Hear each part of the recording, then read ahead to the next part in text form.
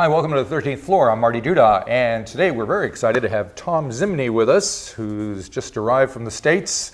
First time in New Zealand? First time, and it's great to be here and be part of the festival. Yeah. So you're going to be showing your film about Johnny Cash. It's called Johnny Cash, The Gift, The Journey. Is that right? Or Johnny Cash? Yeah.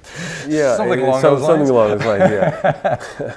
The Gift, the Journey of Johnny Cash, I believe is the title. Yeah, okay. Yeah. but before we get into that, I thought maybe we would talk a little bit about Bruce Springsteen. Sure. Because he has a new album out, which I'm trying to remember the name of off the top of my head. Western Stars. Western Stars, that's right. Fantastic record. And instead of touring, he's putting together like a concert film of some sort, right. which you were putting together, yeah, or have, I assume. We've been working on it together, and it's a concert film / documentary, and we're going to have a premiere of that at the Toronto Film Festival. So it's all done, I assume, or it's been shot? It's been shot, and we're getting very close. Very close, right? Yeah. Now, what can you tell me about it?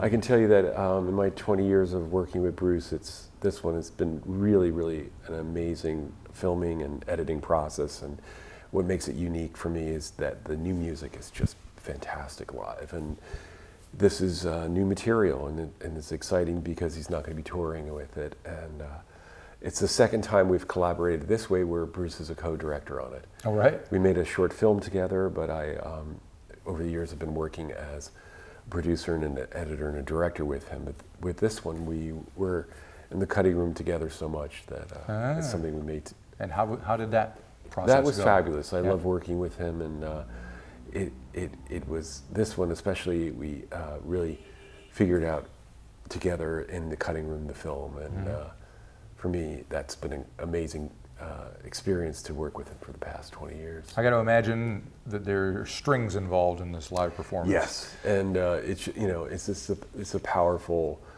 new album, and I'm really excited to have it out there in the world. Yeah. So how would you describe your relationship with Bruce Springsteen? Because you've been doing things with him for quite a few years now. Sure. I mean, I would start from the place of I'm really grateful for this collaboration because it's amazing to watch him work, and I'm so inspired, and it's inspired me to make films, and I would describe the relationship as collaborators, where we sit around and discuss, and John Landau's part of it too, and right. And just sit around and discuss the approach. Recently, we worked on Springsteen on Broadway together, and that was another great filmmaking experience. So.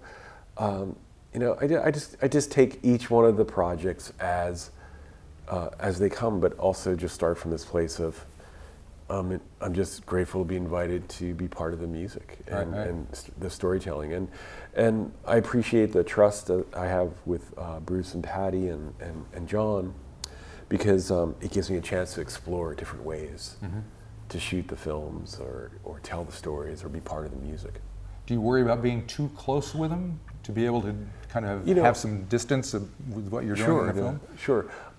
I think the relationship over the years, I still have the space to be able to be a viewer and step out. Right. And I have to, because that's part of the job as an editor, and it's part of the job as a director to say, it's not working, and this would make it better as a film. The working on these films, it's been a great opportunity to develop and grow as a filmmaker. And I think the key thing for me is to always work towards finding a film that works for the audience. Right. It doesn't matter how close I am or how long I've worked with Bruce. The goal is the storytelling. Yeah. To remain. Yep. He knows a bit about storytelling. So. Yeah. And I've got to imagine that you must be thinking about doing something with Tunnel of Love soon, because it's getting to that. I haven't heard anything, but it would be great to, That's my favorite album. One of my favorite records, that and Born in the USA in Nebraska, but yeah. And The River. River I made a film on. Yeah. They're all amazing works that definitely were influential to me. So now the Johnny Cash film, well, you got Bruce involved in that as well, which makes perfect sense. Bruce gave an amazing interview for the Johnny Cash film. I also had Emmylou Harris, and really I had the estate behind me. So I had Roseanne Cash and John Carter, and having them together with the trust that they gave me to go through the archive helped really make a personal film. And it's a great thing to work on these films and get to know the people, and they take an active role in trying to dig up things and find things. Yeah. So what was the impetus for making this film? I mean, because there have been films, and Johnny's life has been covered. I think, I got a call from Frank Marshall and the Johnny Cash estate. Frank Marshall being a producer in LA who's worked on many, many feature films, but also a man who really loves music. And the estate talked to me, and they had seen a film I made on Elvis Presley. Right. And they really enjoyed that. And also I had some conversations with them about just certain storylines and elements of Cash that were left behind. Well, the biggest one is the writing and the ability of him to be since childhood, just really working on writing and getting across his lyrics, powerful poetry, and that gets lost in the story of Johnny Cash. I think with Elvis and Johnny Cash, there was a shorthand on telling their life story, and I wanted to get into it a little deeper and find stories that are between the chapters. And for me, Johnny Cash, the songwriter, wasn't talked about much. Right. And I noticed music-wise, song-wise, you didn't really focus on the big hits. And there was a lot of gospel, and there was a lot of kind of traditional, old-time folk music and stuff. Was that It's a real conscious decision to keep away from just the greatest hits. A lot of times in music films when I was growing up, there was the language of what I would say is like VH1 storytelling, which is really just come in full force with the hit during the chorus or the hook, and then get out. And I love to let things play. With the Johnny Cash film, I have one scene where it's a gospel song, and I let it play for a bit of time. That's the only way to take that song in.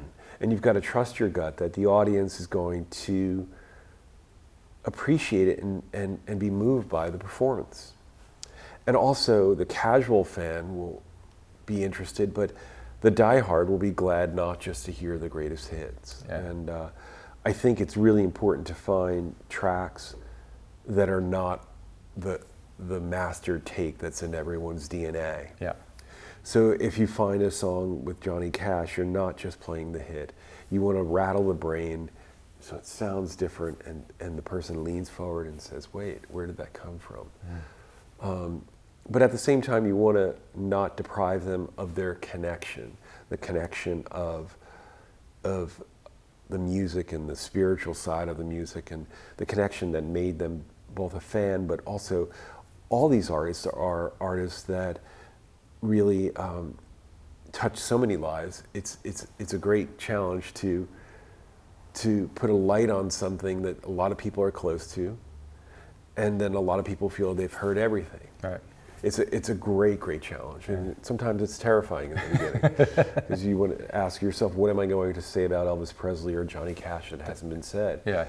But I always go towards the music.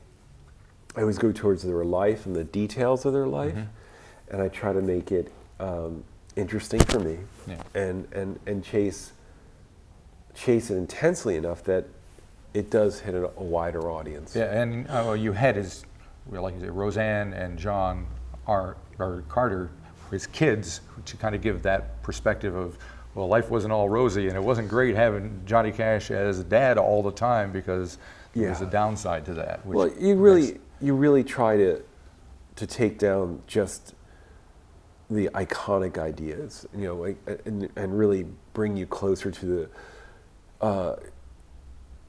the side of the human that struggles, and not just keep them in the structure of the story as this icon, because that doesn't bring you any closer to your own experience. It actually is a colder experience. And when you look at Johnny Cash and you make him a father in the film, and you examine his relationship with his children, but also his public persona, it opens the doors for many people to step in and say, well, I relate to that. I had that in my life, or I know somebody like that. And we hear Johnny's voice himself telling his own story through quite a bit of the film, and we see this stack of cassette tapes. I came across, that's what those were? Yeah, I came across an author who had many, many hours of Johnny Cash, and they were unreleased. Right. And this is the side of me that loves those rare recordings. And so it was a goldmine of interviews, and it was Johnny himself telling his life story. So I was cutting the film, and in the middle of the filmmaking process discovered these tapes at the end of an interview, and knew right then and there. So did you have to change how you looked at the film at that point? I changed everything. I recut the whole movie. Yeah. Because I think if you have a documentary that has a bunch of authors talking about something, like Johnny Cash's childhood, and then you have the sound of Johnny Cash come in, and he tells you about his childhood. He tells you about the sadness or the joy of song. And that's the kind of film you want to make, and that's the kind of film that would emotionally drive an audience. And Johnny Cash, he's got such a great musical quality to just talking. Mm-hmm. So you can just listen to him say anything. Yeah. So I knew right away that it was this great blessing to have in the cutting room, and I also knew I had to throw a lot of things away. But I think working with people over the years and working as an editor and a filmmaker on different things, I've been influenced by many people to have that sort of discipline. Yep. Now you mentioned you got Emmylou Harris kind of make some comments, and Bruce Springsteen, and I think Jackson Browne's in there. Yeah. One person I was kind of looking for and didn't hear from, and I'm wondering if there was a reason, Jerry Lee Lewis. At the time, I couldn't get to Jerry Lee Lewis. I don't remember why, but we tried, but there's a chance I'll get to him soon. He's pretty much the last man standing, isn't he? He is. It's amazing. Yeah. And what did you come away with thinking differently about Johnny Cash? What did you learn about him making the film? The things I learned about Johnny Cash was that his life was very complex, and that it wasn't black and white, and it wasn't simple. And it went far beyond the narratives of the films I watched and the books that I read. And what I learned by listening to his voice was that he was a man of great faith, but also of conflict. And those battles were continuous. So I felt like by the end of the filmmaking process, I really had explored those demons with him. And I felt that much closer to the music. And I think the music reflects his journey, and in that light and dark. If you look at the Folsom set list, it does have gospel songs right next to songs about murderers.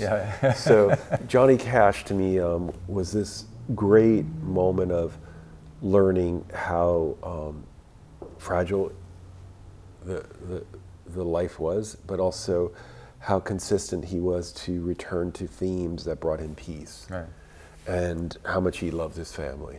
So now, getting away from this particular film, but these are the kind of films that you've been making over the course of the years, documentaries, very kind of factually oriented. Lately, they're in cinema, music cinema, there's like the Bohemian Rhapsody film and the Rocket Man, and these films that are kind of they're not documentaries, they're quasi-fictional, factual. And I'm getting the feeling that they may affect the way people watch some of these films and think about the way music films should be. Have you got any opinion about that? I think that the genre of narrative filmmaking always has played with, feature films have never really worried about facts. If you look at, some of the films depicting World War II or just history, itself. I Walk the Line? I Walk the Line, yeah. There's, it's a different language. But I also think, I don't think there are rules with the process of filmmaking, and I don't think that a documentary is pure by any standards. I do think you you work your story and you look for an emotional arc, and they're both forms really are challenging to draw in an audience. Yeah. So you play certain music, or you wait to show a certain still to draw a reaction, and to me that's no different than the slight moving around of time in a narrative that some of the feature films do. It's all part of the manipulation to get across a tone, a feeling. Yeah, yeah. It does seem to be raising the awareness of film in music, and even a film like Yesterday, which is obviously not fact-based, but it's got. Well, I'm really happy to see that the genre of documentaries, music docs, has grown in the last 10 years. I had worked on a film about Born to Run, and that was in the days that I had to sort of explain what it was. Right. And certain people questioning, is it a real doc?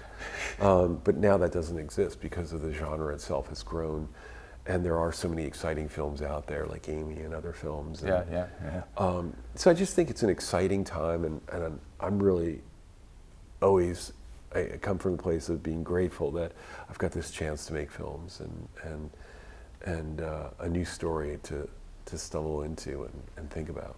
Got anything in your sights for the next one? I'm looking at a couple of things. Nothing definite, but I'm excited for the Western Stars. So it's going to be exciting to see. Yeah, and I'm really excited to share the Johnny Cash film here today. Cool. All right. Well, hopefully people will get out to see it and enjoy it. And thank you for coming and telling us about it. Thank you so much. Yeah.